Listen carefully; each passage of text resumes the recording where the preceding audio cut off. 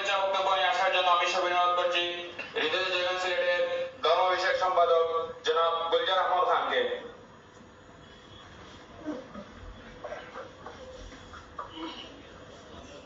نحمده ونصلي على رسوله الكريم أما بعد فأعوذ بالله من الشيطان الرجيم بسم الله الرحمن الرحيم গতকাল আয়োজিত আজকের এই ইফতার মাহফিলের সম্মানিত সভাপতি, প্রধান অতিথি, সম্মানিত সচিববৃন্দ, আমার হৃদয় জাতির দায়িত্বশীল বৃন্দ, সবাইকে আমার পক্ষ থেকে সালাম, আসসালামু আলাইকুম।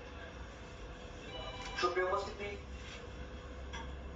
2021 সালের 19শে জুন হৃদয় জাতিগঞ্জ একটা তরুণদেরকে নিয়ে করোনাকালীন সময়ে প্রতিষ্ঠিত হয়েছিল। হৃদয় জাতিগঞ্জের উদ্দেশ্য ছিল একটাই, আমাদের লক্ষ্য ছিল একটাই, যে ভয়কে জয় করে মানবতার পাশে দাঁড়ানো।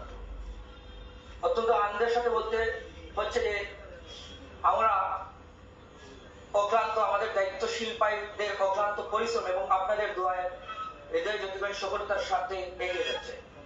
সুপ্রিয় উপস্থিতি, হৃদয় জাতিগঞ্জ অনেক কার্যক্রম সুন্দরভাবে করে যাচ্ছে। আমি আপনাদের সামনে সামান্য কিছু চিত্র সংক্ষেপে উপস্থাপন করব। চিকিৎসা খাতে হৃদয় জাতিগঞ্জ গুরুত্বপূর্ণ ভূমিকা পালন করছে। করোনাকালীন সময় থেকে এখন পর্যন্ত হৃদয় জাতিগঞ্জ অসংখ্য অগণিত অসহায় মানুষদের পাশে সবসময় হৃদয় জাতিগঞ্জ পাশে ছিল, থাকবে ইনশাআল্লাহ। শিক্ষা খাতে হৃদয় জাতিগঞ্জ পিছিয়ে নেই। হৃদয় জাতিগঞ্জ শিক্ষা খাতে দারুণ ভূমিকা পালন করে যাচ্ছে। অসংখ্য অসহায় এবং মেধাবী শিক্ষার্থীকে হৃদয় জাতিগঞ্জ আর্থিক সহযোগিতা করে গেছে। তাও হৃদয় জাতিগঞ্জ দমে নেই। হৃদয় জাতিগঞ্জ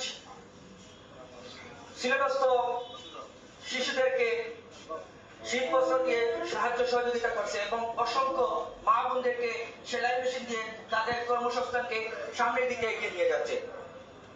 সুপ্রিয় উপস্থিতি, আমি বক্তব্য দীর্ঘায়িত করব না।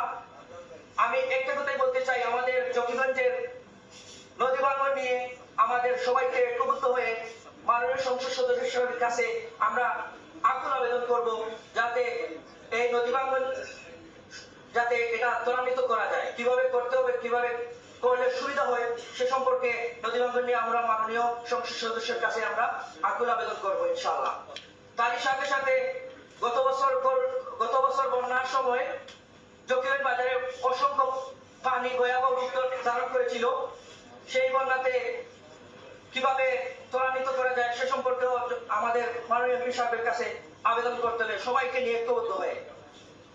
ধন্যবাদ সবাইকে। আমি আর বক্তব্য দীর্ঘায়িত করছি না। আলহামদুলিল্লাহ রাব্বিল আলামিন।